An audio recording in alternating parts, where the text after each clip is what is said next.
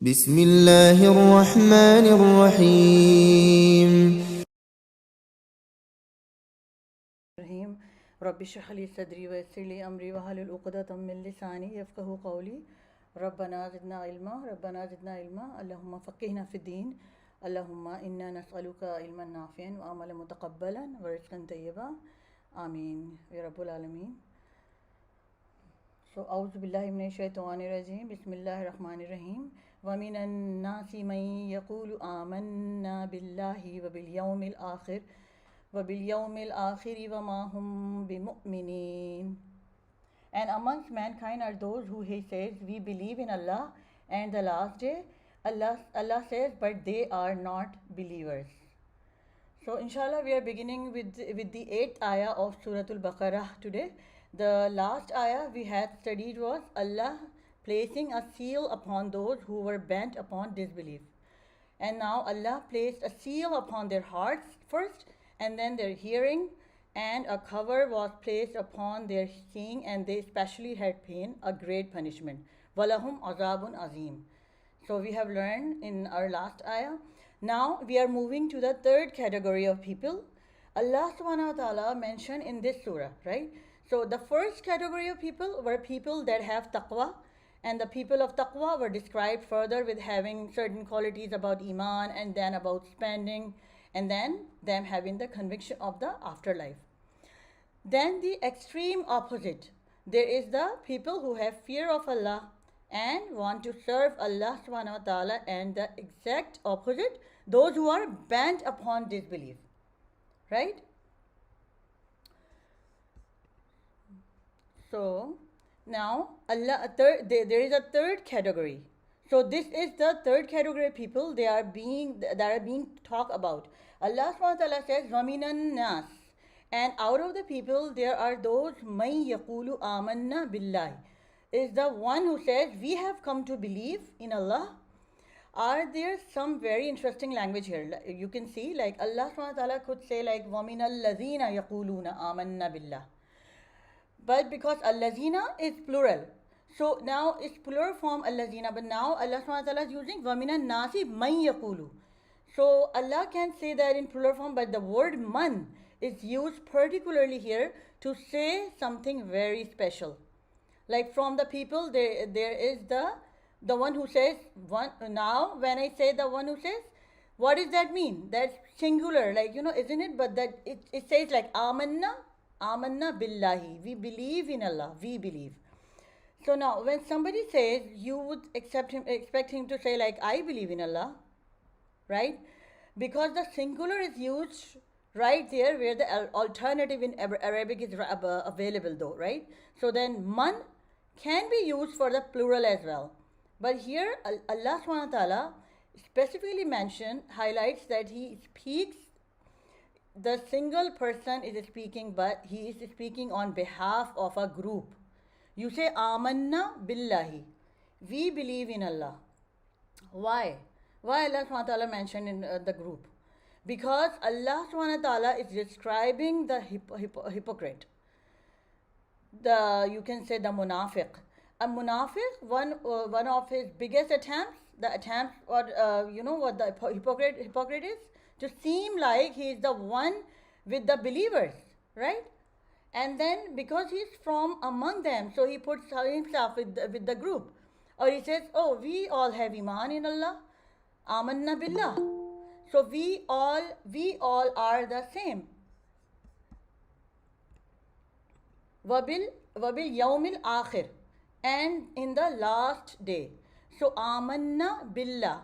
And even in Arabic, again, when you say that someone is not something, there are tons of ways of says it, but na coupled with ba, you can see na and ba coupled with na and ba at the end. This is one of the strongest ways to say no.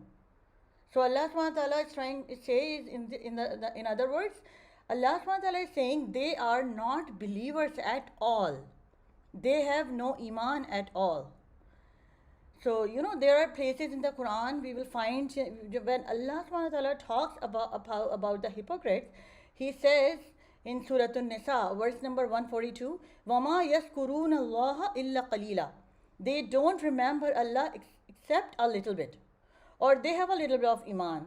But here in this surah, Allah subhanahu wa ta'ala is so harsh towards them. And He says they have no iman at all, even though they say that with their tongues, but they don't have iman. Right? So, the first 5 verses describe the muttaqin that we already learned, the righteous at the beginning of the Quran. Now, the next 2 verses address the kafirin. And now we have already learned in the previous verses. Now, we are going to learn 13 verses discuss the munafiqin. So, Allah subhanahu wa ta'ala has devoted the most verses to describing the hypocrites. Why? Because many people fall into this category.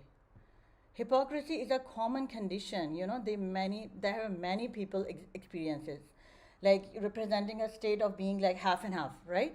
So Allah subhanahu wa ta'ala has presented us with various paths of faith and hypocrisy, which is so dangerous. So now Surah Al-Baqarah, because first describe the believers, then the disbelievers, and finally the hypocrites. So those who claim faith outwardly while hiding disbelief within. So Allah subhanahu wa ta'ala mentions them repeatedly in the Quran. So their characteristics may be recognized and avoided. So that's why Allah subhanahu wa ta'ala shared 13 verses about the hypocrites. So why hypocrites are more dangerous? When we talk about hypocrites or munafiqeen, the Quran teaches us that they are more dangerous than open disbelievers. And there are important reasons for this. What are the reasons? First, they mislead believers from within, right? A disbeliever is clearly outside the Muslim community, right? So their influence is limited. So, an hypocrite, however, appears to be Muslim. They pray, they speak Islamic language, and they sit amongst the believers. Because of this, young or weak believers, they may trust them or listen to them and slowly become confused or misled. So the danger is obvious. It's not obvious, which makes it more harmful for them. And secondly, they damage trust within the community. How? Because Islam is built on sincerity, brotherhood, and trust. So hypocrites pretend to be sincere, but their intentions are corrupt. They spread doubts and they create divisions, and sometimes it starts conflict secretly. So then when people discover hypocrisy, it causes suspicion among believers, right? Or making people question one another's intentions, so which weakens unity. And the third one, so Allah subhanahu wa ta'ala mentions them repeatedly so they can be recognized, right? So in Surah Al-Baqarah and Surah Al-Tawbah, you can say Surah Al-Munafiqun, many other places Allah subhanahu wa ta'ala describes their behavior, speech and actions in detail. So this repetition is not without purpose, right? So Allah subhanahu wa ta'ala wants believers, especially young Muslims, to learn their characteristics, recognize these traits in society, and most importantly, protect themselves from developing hypocrisy in their own hearts. And finally, Allah subhanahu wa ta'ala warns us of the severe consequences of hypocrisy. So Allah subhanahu wa ta'ala says in Surah An-Nisa, indeed the hypocrites will be the lowest depth of the fire. This punishment is more severe than that of open disbelievers, because hypocrisy combines deception, betrayal, and rejection of truth after knowing it. So it is not just disbelief, but dishonesty with Allah and with people. So you can say the example I will show. As you can see on the an example of the desert mouse. Nifaq or nafaq. Says nafaq on the, you can see on the slide. So the hypocrite like a desert mouse. So the word nifaq, like hypocrisy, comes from the root letters nafaqa, the same root letter as nafaqa, right? Nafaqa means nifaq. Nifaq, like hypocrite, like munafiq. So from the same root, we also have the word nafaq. So this word is used for a desert mouse that lives underground, nafaq, right? So, how does this mouse build its tunnel? It builds an underground tunnel with multiple openings, right? So now, why would it do that? Why would it do that? Because if a snake or predator chases it or enters through one opening, so the predator waits there, right? So what does the mouse do then? It escapes through another opening, right? So similarly, a hypocrite behaves. He always keeps an escape route. When faith requires patience, sacrifice, or struggle, he looks for a way out instead of standing firm. So that is why hypocrisy is so dangerous and sincerity is so important in our relationship with Allah subhanahu wa ta'ala. Right? Difference between kafir and hypocrite. A kafir, is someone who openly rejects faith and does not claim to be a believer, right? Their disbelief is clear and visible. Everybody can see that, right? But a hypocrite is far more dangerous because they appear to be Muslim on the outside while hiding disbelief in their heart. They speak the language of Iman, but their hearts do not accept it, right? So this is why Allah subhanahu wa ta'ala mentions the disbelievers briefly, but describes the hypocrite repeatedly and in great detail throughout the Quran, so that we may recognize their traits, guard ourselves from hypocrisy, and constantly check our own sincerity and intention. This is most important. Nifaq, nifaq is understanding hypocrisy in Islam, is, as you can see on the slide, like nifaq means pretending to agree or follow Islam on the outside while hiding bad intentions in the heart. So there are different types of nifaq. Number one is nifaq in belief, right? Creed, that we have learned. This is when someone hides disbelief in their heart while pretending to believe. This is very, very serious, and those who do this will be in hell forever. And what were the number two? Nifaq in actions or deeds. This is when someone outwardly does good deeds, but their actions are not sincere, or they have hidden wrong intentions. So this is one of the major sin. So I'm sharing Abu Jurail is one of the scholar. Abu Jurail explained the hypocrite beautifully. He said their actions are different from what they show. What they hide is different from what they say. How they behave in public is not the same as how they behave in private. Right? So in short, hypocrites pretend to be good on the outside, but their hearts are full of hidden wrongs. So if they belong to an organization, you can say, for example, if they belong to an organization, they leak confidential information, right? Or if they are within a community, they spread false news, or they create mistrust among people, which is far more dangerous, right? So I'm going to share a hadith of Prophet Muhammad sallallahu alaihi wasallam. The Prophet sallallahu alaihi wasallam said, the most burdensome prayers for the hypocrites are the Isha and Fajr prayers. If they knew what reward there is in them, they would come to them even if they had to crawl. Right? So hypocrisy is not just about belief, it appears in behavior.